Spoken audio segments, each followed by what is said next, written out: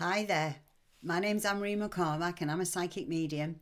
And this is my business, Sixth Sense Connection. And today I'm going to be talking about at least 11 signs to know if you're an empath. There's probably going to be more like 14 or 15, but we'll just say 11 signs to know whether you're a psychic empath or not, okay? Because people think that psychic empathy is a curse, and it doesn't have to be a curse, because I'm also going to be telling you how to manage your gift effectively so that you're in control of it and it is not in control of you. Because psychic empaths, some of them are just on all the time, and that's no fun. So you need to learn how to switch off, and I'll be telling you about that today. So don't forget to hit the subscribe button, ring the bell, and do all of that good stuff. We also do free messages on here as well, and so you'll get notified about those too. And workshops on readings and how to do readings, and workshops on all kinds of psychic art. So tune in and let's see if I can share something with you that you just might find very useful. So as a psychic empaths, are you drawn to careers such as being a doctor, a psychic, a hairdresser, a nurse, a paramedic, a fireman, a therapist, or a healer of some nature? You could be a physiotherapist, you could be a chiropractor, you could be a massage therapist. These are often where psychic empaths find themselves working. They also make great actors, great musicians, poets, writers. Why? Because the empathic ability is the ability to connect with how people are thinking and feeling. You can get right in there. So really good actors, they just morph into character. Have you ever watched a movie and thought, I've seen that woman before, but I can't remember what in, but I have seen her before. Or I've seen that guy before, that guy. A lot of Hollywood people like to be referred to as that guy or that girl, because it means they can walk around in public with people going, I think I know that person, but I don't know where from. Whereas some actors, no matter what we see them in, we always know who they are because they don't really morph that well. For instance, Tom Cruise. I mean, I like Tom Cruise, but whenever you watch him, he's always Tom Cruise, isn't he? John Wayne was another one like that. Always John Wayne. Whereas somebody like Gary Sinise, you just go, is that him? Really? Oh, wow. I didn't recognise him in that. So you see, different people have different abilities. And then a doctor, when you see your doctor, they call it medical practice because it's not perfect, according to my doctor. And he says medicine is an art as well as a science because he has to trust his intuition. So whether or not doctors and nurses and paramedics and police officers are aware of it or not, they're using their empathy or their intuition to figure out what's going on. So we find a lot of empaths in those careers too. So I'm going to talk to you about how to daily shield and ground and how to defend your borders and your boundaries as a psychic empath so you can make the most out of the future. And you need to daily shield and ground. And sometimes some stones can help you too. But let's talk about some more signs that you might be an empath first, okay? And just to clarify, being a psychic empath is different from being telepathic. Telepathic means you're reading somebody's mind, you're reading somebody's thoughts. But empathy just allows you to convey you're feeling their feelings. You're getting a sense of how they think about something. You're not necessarily reading their mind. You don't know exactly what they're going to be saying or what they're thinking. You just know what kind of mood they're in, how they're feeling. Are they in grief? Are they in pain, sadness, anger, madness, whatever? Are they cluttered thoughts? Are they all over the place? Are they clear thinking? Are they decisive? You know those things. That's the feeling that you get from people. So if you've ever wondered if you're a psychic empath, keep watching. So another good sign is when you go to, let's say you're going to the doctors and you sat in the waiting room, or you're someplace and you sat in the waiting room, and then all of a sudden a stranger strikes up a conversation with you and tells you all their problems and all their secrets, and they say something like, oh, I don't know why I'm telling you all of this. Chances are you're an empath, and that's why, because you naturally draw people. It's a healing ability. It's because when people have spoken about what's bothering them, they vented and it helps them feel much better. So that's another good thing that about your gift. But we need to tell you how to turn it off as well. So you perceive what others are feeling. You can walk into a room and you can, sometimes you think, oh, there's been something going on in here. These people have just had a fight, an argument, or they've just been laughing uncontrollably. You can sense that too. You can sense the love, you can sense the laughter, you can sense the fear, you can sense the loathing, you can sense the anger. So you need to learn how to shield, that's for sure. Do you find yourself avoiding certain people because they leave you feeling drained? You feel that they're toxic, and that when you've had a conversation with them, it's like, oh, I feel horrible. Please, please, please, not. And you avoid them. They're kind of like psychic vamps. They're like the kryptonite to you. So you will be avoiding them until you learn how to shield properly, because they draw the energy. As an empath, we tend to draw negative energy off other people. That's the job of a psychic empath, that we heal by drawing out the negative energies and letting them disperse into the earth. A lot of psychic empaths take that energy onto themselves, and that's what I'm going to be teaching you how not to do today. But the people that leave you drained, they're the ones that are pulling all your positivity energy off you. And they're like psychic vampires. And you need to learn how to shield against those too. Now, when you go in a crowded place, like you go in an airport, or you go in a shopping mall, you go on a plane, you go to a concert, you go in a busy shop, anything like that, do you come back feeling stressed? Absolutely shattered? Do you need an hour or two to unwind before you go to bed after you've been out to a club or a pub or a concert or a play for the evening? Yeah, because empaths kind of pick up everybody else's stuff and bring it home with them. Are you also sensitive to fake smells and fake perfumes? You know, you're probably okay with essential oils as long as they're clear and they're good oils, but anything fake, ugh, no. You're sensitive to that. You're probably sensitive to additives and preservatives in foods as well, and drinks. So get to read labels, and if you can't pronounce it, then you sure should not be consuming it. That's the golden rule where that's concerned. So let me see if I've got everything on, and you probably, let me see if I've got everything out, sorry, because I've got my notes in front of me. So you've probably gone through life, if you don't know that you're an empath, you was born this way. Empaths are born this way. It's not something that you can develop in how to control it and how to make it work for you. But if you're an empath, you were definitely born a psychic empath. It's just like the colour of your eyes. Mine are green.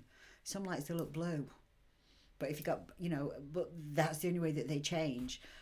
Some people have brown eyes. Some people have green eyes. You know, your colour of your eyes is how you're born. Your psychic empathy is you're born with it. It doesn't change. You can't get rid of it. You can just learn how to deal with it, okay? But it is quite common for empaths to try and numb their feelings through drugs or alcohol because they don't know how to control it or turn it off. So they'll turn to the booze or they'll turn to the pills. And that's sad when they really need to be getting some help with their gift to control it, because you know what, once you've got that power, you've got that power and you feel in control. So being on all the time for a psychic empath is kind of like you've got the car in the drive, you've left the engine running and the lights are on, and you're in the house. It's going to burn out pretty quick, isn't it? And that's what's going to happen to you as an empath, unless you learn to do your exercises every day. And it's just like taking a shower and brushing your teeth. They're that necessary. They really are. So, and once you learn how to deal with your gift, then your life is going to become enriched in lots of different ways. So what you need to be doing as an empath is, we're going to do a little like meditation in a minute. We're going to be filling your energy field up with positivity and beautiful white light. We're going to be surrounding you in a shield that is so strong that nothing can get through.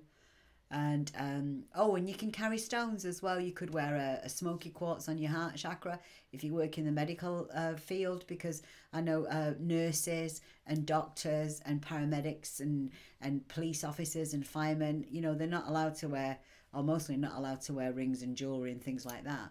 But there's nothing to say that you can't wear a pendant on your heart chakra, is there?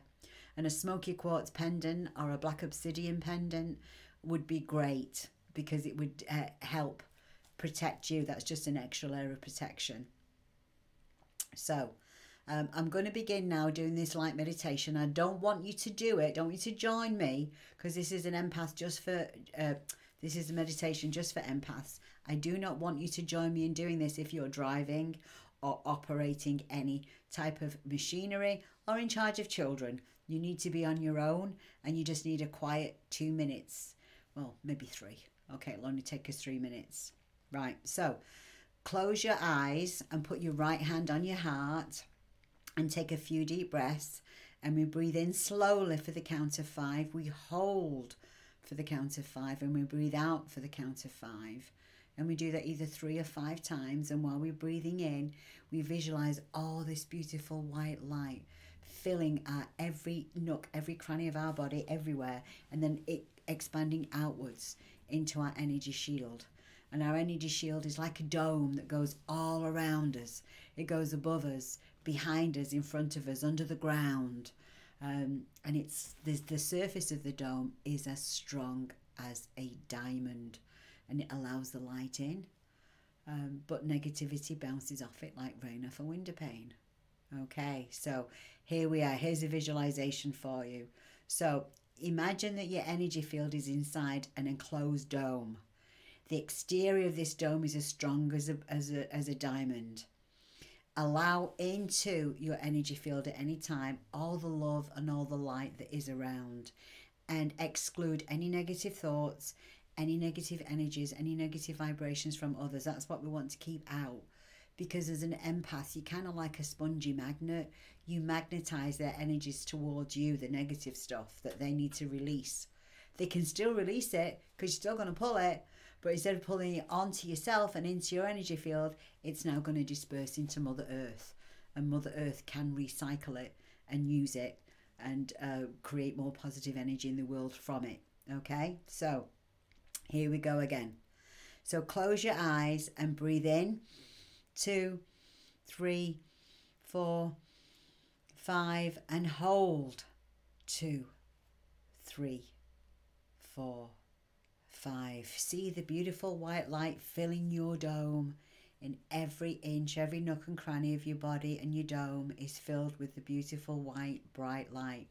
If you see other colours too, you may see gold, you may see purple, you may see all kinds of bright colours in your dome area. If you see any dark colours, just give them a burst of the white light so that they're immediately transformed into light colours. Feel your tree, feel your feet anchored to the ground, and see the roots out of your feet, like the roots of a tree. They're coming out of your feet and they're going deep into Mother Earth, and it's anchoring you and grounding you to the earth. And keep breathing in.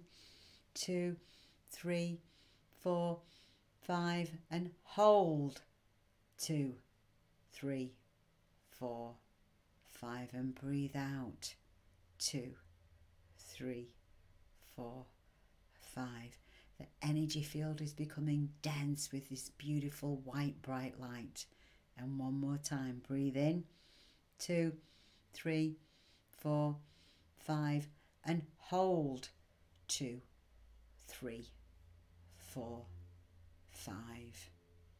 And see the white light cleaning up all those darker colours that may be in your dome. See the light just pointing at it like a laser beam and just zapping it away and converting it into beautiful white bright light. Just see all that taking place now. See the energy field on the exterior. See your dome being as strong as a diamond. It is so strong, this diamond. Nothing comes through, only love and light and joy. all the negative energy bounces right off the surface, just like rain does off a window pane. And it just sinks down into Mother Earth.